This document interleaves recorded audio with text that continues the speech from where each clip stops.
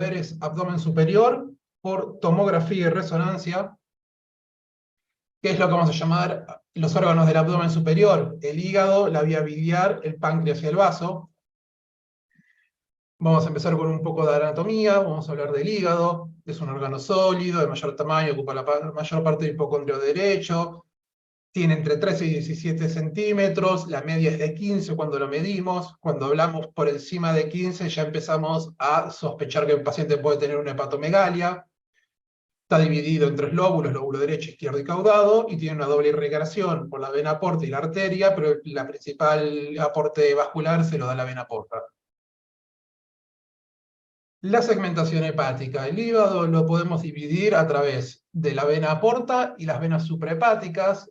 Esta división es más que nada quirúrgica, porque frente a una lesión, cada segmento tiene su propia vascularización y su propia vía biliar, por lo tanto se puede resecar solo una parte y dejar el resto del hígado indemne. La clasificación se llama de Coinaud. Y acá es como lo vemos, acá tenemos el hígado, esta es la vena porta, esta es la rama izquierda, esta es la rama derecha, estas son las suprahepáticas. Entonces tenemos el hígado, el 1 es el caudado, es un lóbulo aparte.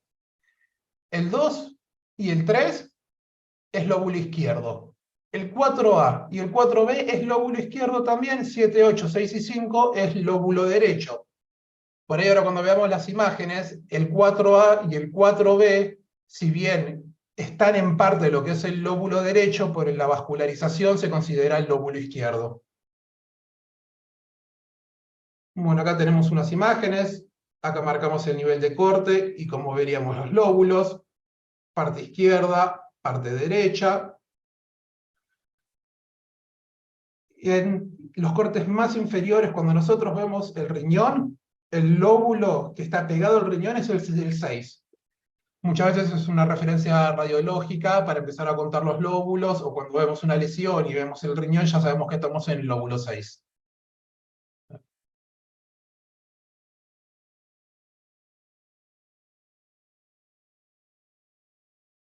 Muy bien. Esto es como vemos, esto es una foto de una ecografía. Acá es como vemos el hígado, cómo son los bordes, cómo es la ecogenicidad del parénquima. Pero acá esto es para mostrar el hígado izquierdo, el lóbulo caudado, y acá abajo, esta imagen hipoecogénica, es la vena cava inferior. Este es el segmento derecho por ecografía, estas son las venas suprahepáticas, y esto es más inferior, este es el riñón, que está pegado al hígado, por lo tanto cuando vemos esto estamos pensando en el lóbulo 6. Un segundito.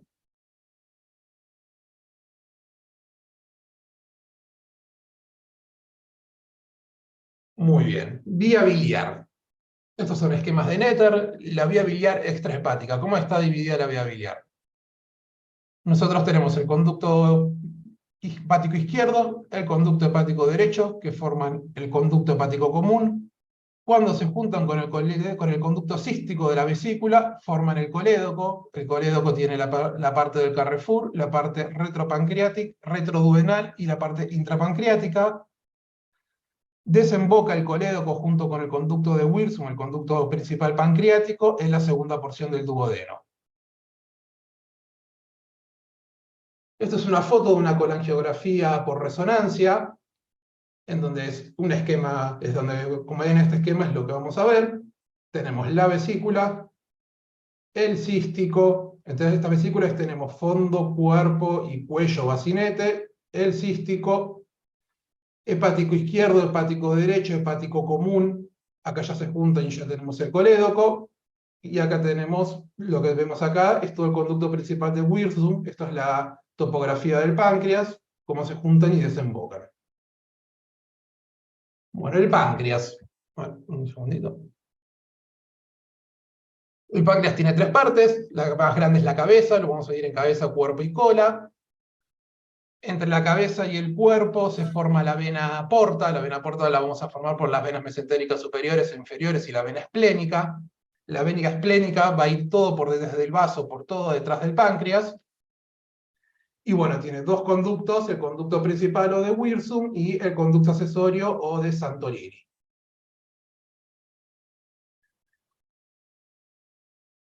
Esto es una foto de ecografía para ver cómo vamos a ver el páncreas por ecografía. Lo que tenemos acá arriba es el hígado. Esta es la vena esplénica y acá va formando la vena porta. Y por encima tenemos el páncreas. Acá tenemos el proceso uncinado, la cabeza, el cuello, cuerpo y cola. Esta es la arteria mesentérica superior o la arteria, a esta altura, la arteria del tronco celíaco. Bien, ¿cómo vamos a verlo por tomografía? Esto es un corte axial de una tomografía con contraste endovenoso. Esto es lo que les decía, acá tenemos lóbulo derecho, lóbulo izquierdo, pero estos son segmentos 4, así que anatómicamente pertenecería a lo que es lóbulo izquierdo, pero esto es lo que les decía, que lo vemos junto al lóbulo derecho. El páncreas, ¿se ve la flecha cuando la muevo? Sí. Buenísimo. Acá tenemos el páncreas, la vena cava inferior, acá tenemos la aorta y vemos un tronco que sale, en este caso puede ser el tronco celíaco, la mesentérica, eso uno va scrolleando el estudio, entonces va a ver si va a dar las ramas o si se va a ir directamente hacia el mesenterio, y así uno va a decir si es el tronco celíaco, la arteria mesentérica superior, el tronco celíaco está por encima de la arteria mesentérica superior, más o menos 1 centímetro. Acá tenemos el vaso. El vaso en este caso, si lo pueden ver, está heterogéneo. Fíjense cómo está, cómo el hígado se ve todo con una densidad homogénea, y acá el vaso lo vemos heterogéneo. Podríamos pensar alguna patología, pero nos tenemos que fijar en los estudios de abdomen, generalmente para ver lesiones hepáticas o lesiones pancreáticas, se usa algo lo que se llama un protocolo trifásico, donde tenemos una fase con contraste, una fase sin contraste, una fase arterial, una fase venosa y una fase de excreción, ya lo vamos a ver más adelante eso. Pero recalcaba esto porque como vemos bien pintada la aorta, esta es una fase arterial, y en la fase arterial el vaso pinta o realza heterogéneamente. Entonces uno cuando ve una fase arterial y ve el vaso y lo ve heterogéneo, tiene que ir a fijarse una fase venosa. Si la fase venosa también lo ve heterogéneo, ya vamos a ver que podemos pensar en patología. Si se homogeneiza es porque es normal.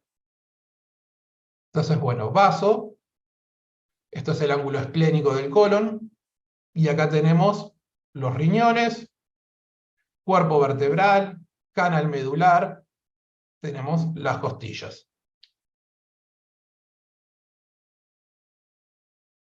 Bueno, el vaso. El vaso tiene una forma variable, como invertida, está en el hipocondrio izquierdo.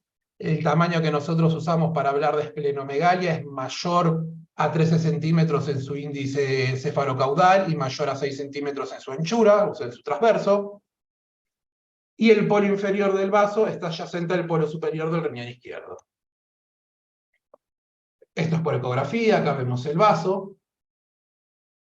Este es el ilio esplénico.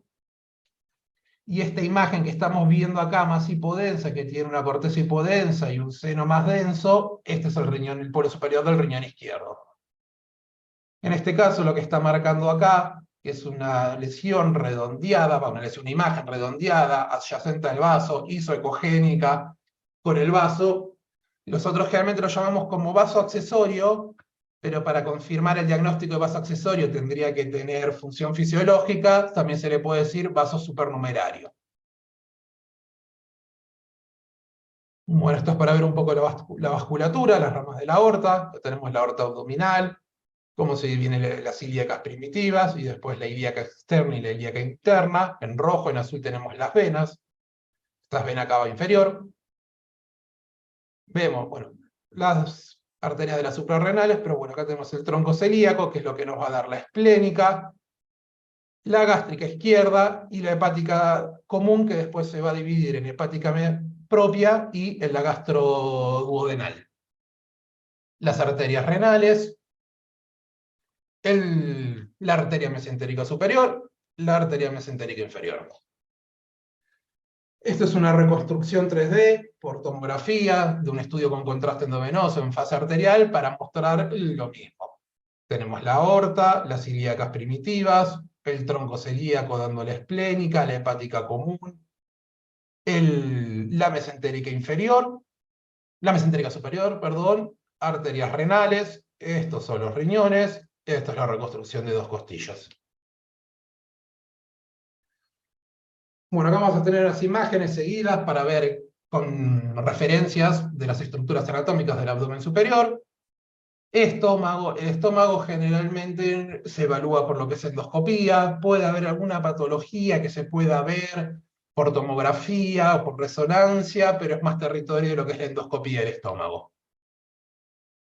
Hígado, estas son las bases pulmonares, por eso lo vemos negro. Si nosotros tendríamos una ventana de pulmón, todo esto lo veríamos blanco y veríamos negro. El aire gástrico, el aire en el colon, y acá ya veríamos la trama de los pulmones, eso lo vamos a ver el martes, cómo se ven los pulmones. Bueno, entonces tenemos el hígado, vena cava inferior, vena suprahepática izquierda, suprahepática media, y ahí vamos a seguir bajando y vamos a seguir viendo las distintas estructuras. Vamos a ir con el hígado, el estómago, el colon, y acá ya empezamos a ver el vaso. Acá ya vemos mejor el vaso, vemos el hígado, vaso, y acá ya empezamos a ver la cola del páncreas, este es el hilio esplénico.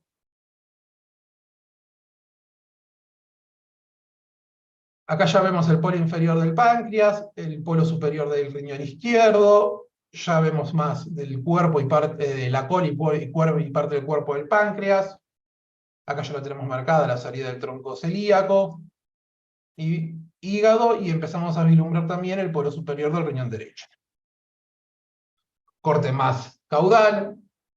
Acá ya tenemos el ligamento falciforme que nos va a dividir el hígado izquierdo del derecho, siempre sabiendo, ¿no?, que bueno, el 4A y B corresponden a hígado izquierdo.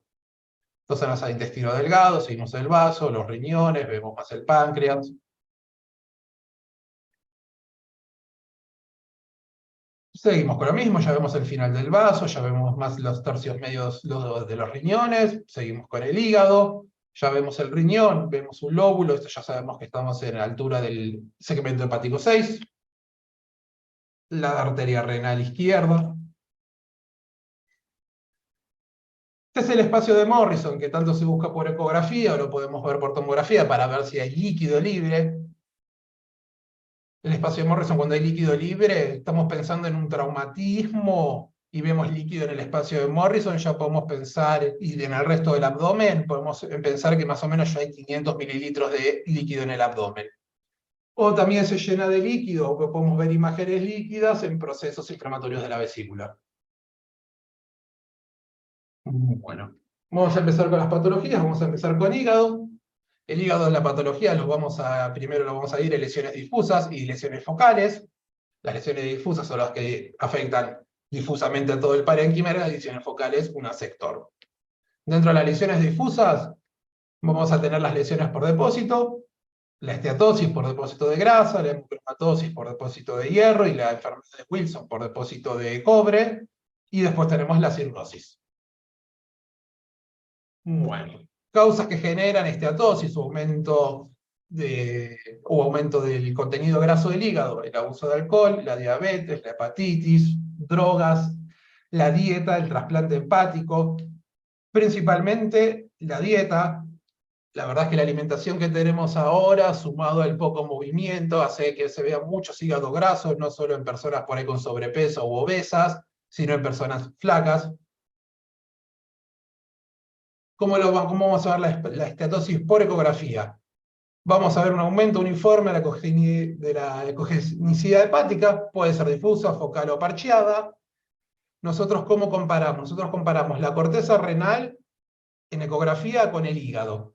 Si el hígado y la corteza renal tienen una ecogenicidad parecida, o son ecogénicos, es normal, o el hígado puede ser un poco menos ecogénico que el riñón. Ahora, cuando nosotros vemos el hígado más ecogénico del riñón, ya tenemos que pensar que hay un depósito de grasa en el hígado.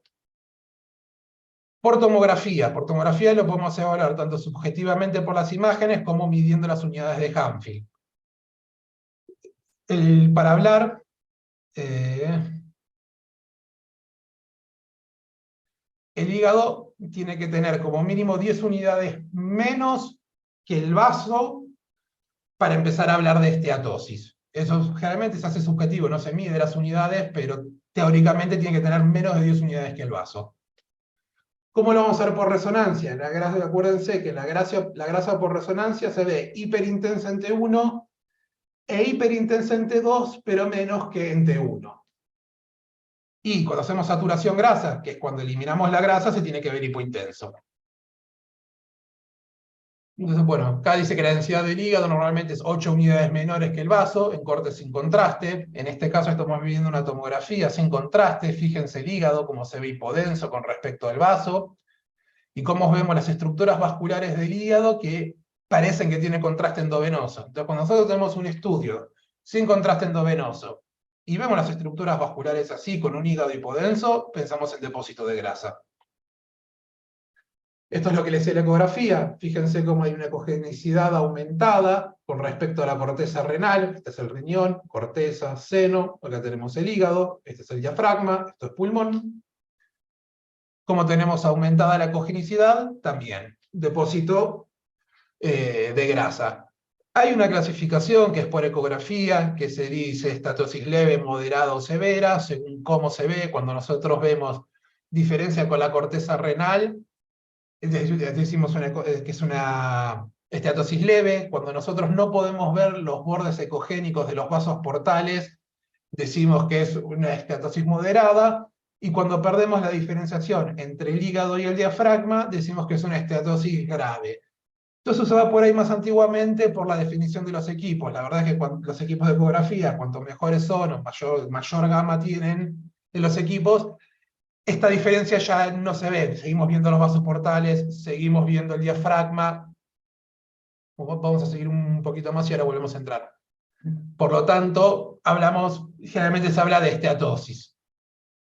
Hay gente que lo sigue clasificando, algunos que sí, otros que no, pero es esteatosis. Bueno, por tomografía, como vemos un hígado normal, en corte axial, en un estudio con contraste endovenoso. Como vemos una esteatosis completa, como habíamos visto antes, como parece que los vasos tienen contraste. Y esto lo que se llama es una esteatosis parcheada, geográfica, porque vemos hígado con esteatosis e hígado normal. Uno ve un hígado así y dice, pará, puede tener alguna patología o no fuera de la esteatosis. Nos podemos quedar tranquilos porque vamos a ver la vasculatura, vamos a ver cómo está normal, los vasos no están desplazados. Piense que si uno tiene una masa ocupante de espacio, al vaso lo va a desplazar. En este caso los vasos siguen sus trayectos normales, no se ven desplazados, no se ven comprimidos, y en un primer término esto es lo que vamos a pensar que es una esteatosis parcheada. ¿Cómo lo vamos a ver? Por resonancia. Este es un T1, este es un T2, este es un T1 este es un T1 también con saturación grasa. Fíjense que lo vamos a ver normalmente más hiperintenso en T1, menos hiperintenso en T2, y cuando lo vemos en una saturación grasa y vemos en un T2, en un T1 cómo se ve negro, pensamos en depósitos de grasa.